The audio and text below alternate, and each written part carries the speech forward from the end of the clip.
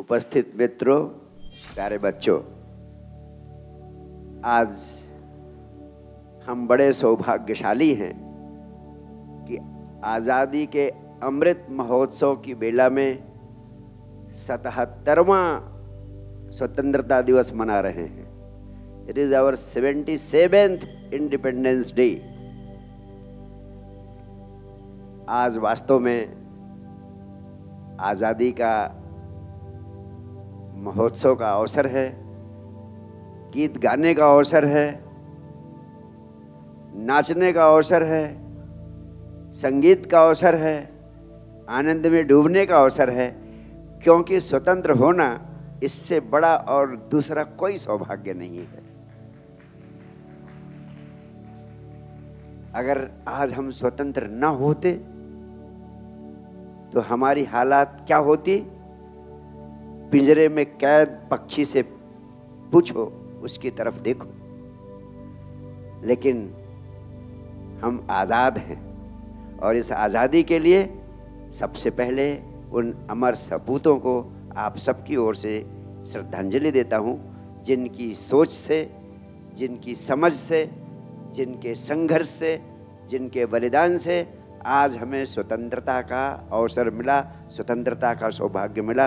उन सब के प्रति हम हृदय से श्रद्धांजलि अर्पित करते हैं। और आज़ाद होने का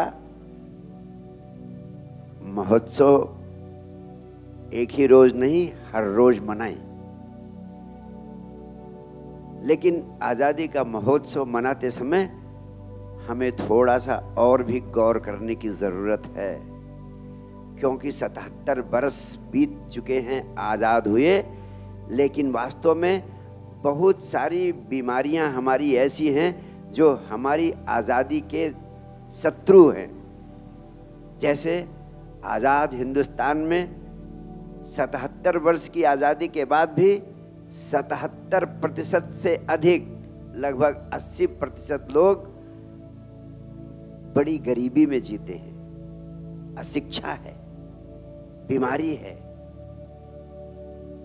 रहने की सुख सुविधाएं नहीं है। गांवों में जाकर देखें, झुग्गी झोपड़ी में बच्चे रहते हैं, उनके माँ बाप दिन रात मजदूरी करके किसी तरह अपना पेट पालते हैं। शिक्षा की बात सोचना उनके लिए एक सपना है।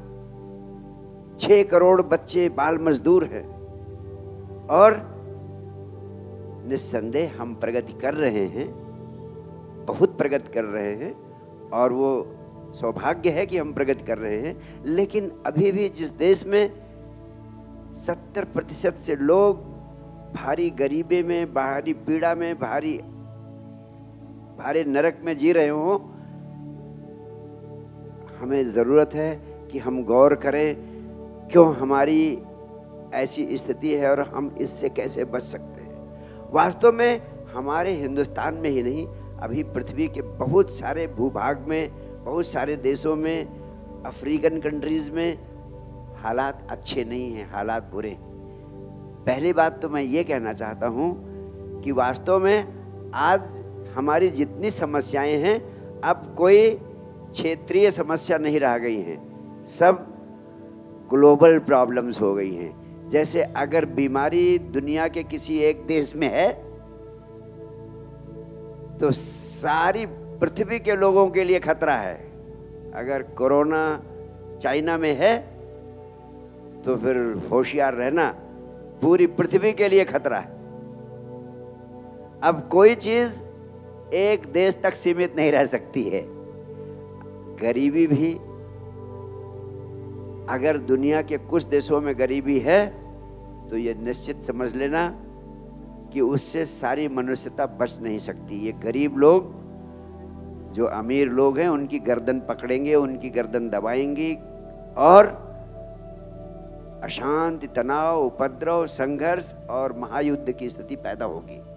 इतिहास साक्षी रहा है इस बात का।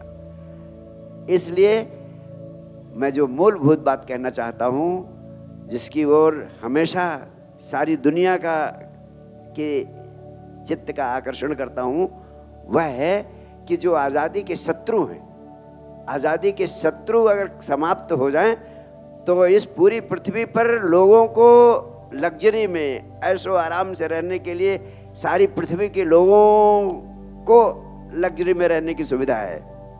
सारी पृथ्वी के लोगों को, कोई गरीबी में नहीं रह सकता है। मैं आपसे कहना चाहता हूं,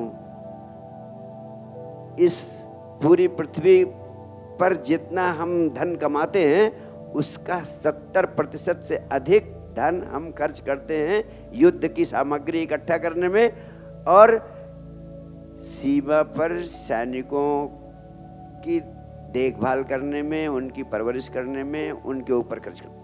यानी जो सुरक्षा पर जो धन व्यय करता है सारा देश और सारा संसार, जो धन पैदा होता है दुनिया में, उसका 70% धन सिर्फ सुरक्षा की व्यवस्था में लग जाता है।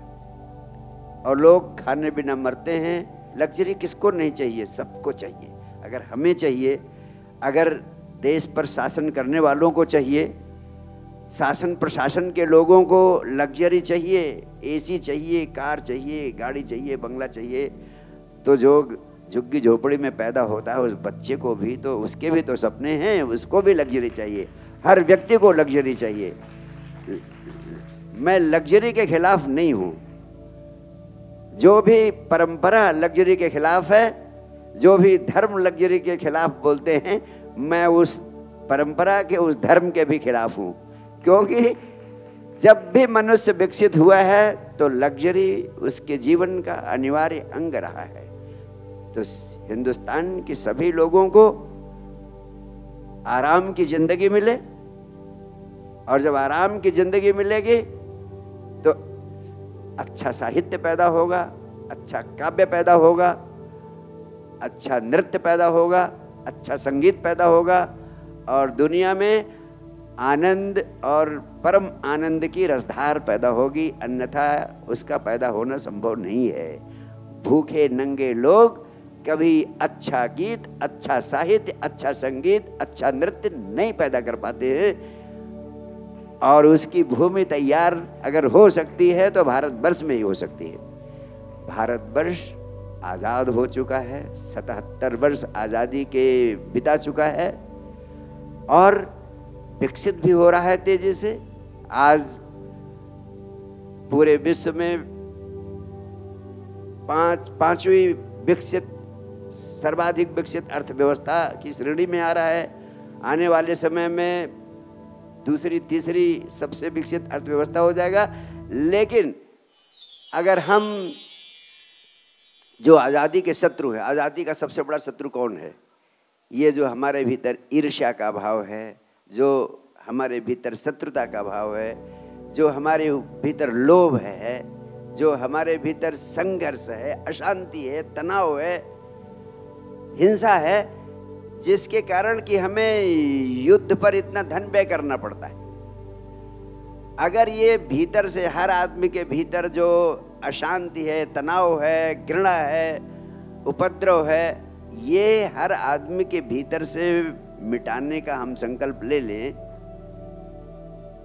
तो बहुत बड़ी क्रांति हो सकती है। अब एक साइलेंट रिवॉल्यूशन की जरूरत है, किसी रक्त क्रांति की जरूरत नहीं है, साइलेंट रिवॉल्यूशन की जरूरत है। और इस पूरी पृथ्वी पर साइलेंट रिवॉल्यूशन शुरू हो जानी चाहिए, शुरू हो चुकी है। श्री जितेंद्र उपाध्याय ने बहुत थोड़े में बड़ी महत्वपूर्ण बात कही कि इस समय जो मनुष्य का मन उसका मालिक हो गया है और आदमी उस मन का गुलाम हो गया है, जिसके कारण उसकी जिंदगी में तरह तरह के उपद्रव हैं। अगर सारी पृथ्वी पर, भारत को क्यों विश्व गुरु कहा गया था? भारत को विश्व गुरु सिर्फ इसीलिए कहा गया था कि भारतवर्ष के संबुद्ध पुरुषों ने एक विज्ञान दिया था दुनिया को, और उस विज्ञान का सार था कि तुम अपने मन के मालिक हो सकते हो। और जब तुम मन के मालिक बन जाओगे तो मन जितनी अशांतियां पैदा करता है, जितने तनाव पैदा करता है, जितने उपद्रव पैदा करता है, जितने संघर्ष पैदा करता है, जितने तरह तरह के जंजाल पैदा करता है, उन सारे जंजालों से तुम मुक्त हो जाओगे। और उन जंजालों से जब मनुष्य मुक्त हो जाएगा तो उसके भीतर मैत्री का भाव जगेगा, प्रेम जगेगा, करुणा जगेगी। जब मैत्री, प्रेम, करुणा पैदा होगी तब सेना और सुरक्षा के मद में दुनिया की कमाई का 70% व्यय नहीं होगा। ये व्यय हमें हटाने पड़ेंगे। ये व्यय हमें, अगर इस व्यय को ख़त्म कर दिया जाए, इस फालतू के खर्च को ख़त्म कर दिया जाए तो हर आदमी लग्जरी में जी सकता है, पूरी पृथ्वी लग्जरी में जी सकती है, पूरी पृथ्वी अमेरिका के धनपतियों जैसा आनंदित जीवन जी सकती है। तो ज़रूरत है बड़े स्तर पर, उच्च स्तर पर इस दिशा में सोच विचार पैदा करने का। एक वैचारिक क्रांति की ज़रूरत है, एक साइलेंट रेवोल्यूशन की ज़रूरत है, आत्म क्रांति की ज़रूरत है। और उस आत्म क्रांति का आधार सिर्फ एक ही है, भीतर से संन्यास, बाहर से संसार। यानी हम भीतर से ध्यान के माध्यम से परम शांति और परम आनंद से भरे होने का अभ्यास करें। शांति और आनंद भीतर से तभी पैदा हो सकता है, धन कमाने से ही नहीं तो सारे धनपति लोग भीतर से शांति और आनंद से भर गए होते। लेकिन सारे धनपति लोग सबसे ज़्यादा तनाव, अशांति और उपद्रव में जीते हैं। इसलिए मेरा कहना है कि भीतर की शांति, भीतर का आनंद पैदा करने के लिए एक ही महाऔषधि है, ध्यान, ध्यान, ध्यान। इसलिए ध्यान को सारी पृथ्वी पर फैलाना है। ध्यान को पूरे हिंदुस्तान के एक एक व्यक्ति के जीवन का अंग बनाना है। हर परिवार में ध्यान जरूरी है, चाहे एक वक्त खाना ना खाएं, लेकिन 24 घंटे में एक बार 1 घंटे ध्यान में बैठे बिना ना रहें। 1 घंटे हर रोज ध्यान में बैठना है।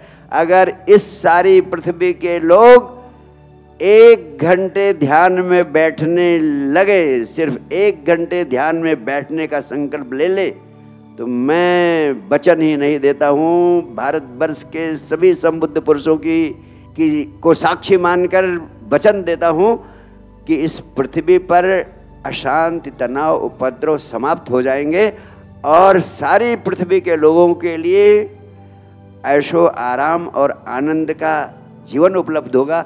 भौतिक दृष्टि से पृथ्वी समृद्ध हो जाएगी और आंतरिक दृष्टि से शांति और आनंद की तरंग से भर जाएगी।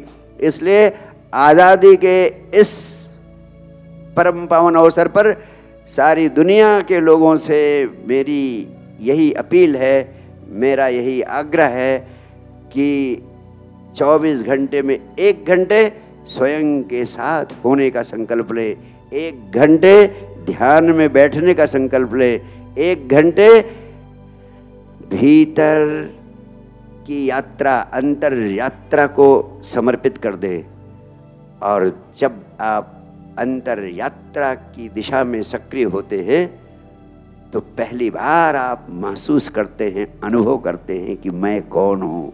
वरना सारी जिंदगी बीत जाती है, आपको यही नहीं पता चलता आप कौन थे, किस लिए आए, क्या किए और कैसे चले गए। जब आपको पता चलेगा मैं कौन हूँ तो आप ही नहीं बदलेंगे, सारी पृथ्वी बदल जाएगी। और सारी पृथ्वी को बदल देने का सपना ही भारतवर्ष का सपना है और मेरा मानना है कि यह सपना साकार होगा। बहुत बहुत प्यार, बहुत बहुत आशीर्वाद।